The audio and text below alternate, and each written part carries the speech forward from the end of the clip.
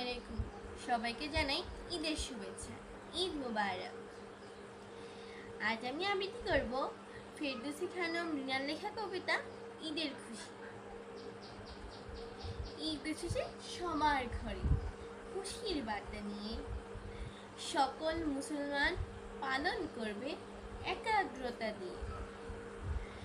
ঈদ আনন্দ বয়ে আনে ধনী গরিব সবার ঘরে। সবাই উপভোগ করব খুশিতে প্রাণ ভরে।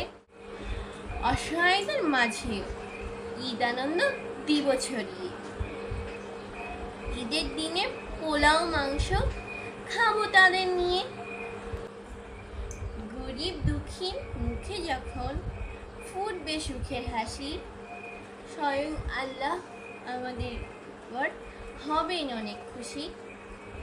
ঈদের খুশি ছড়িয়ে দিব ধনী গরিব সবার মাঝে।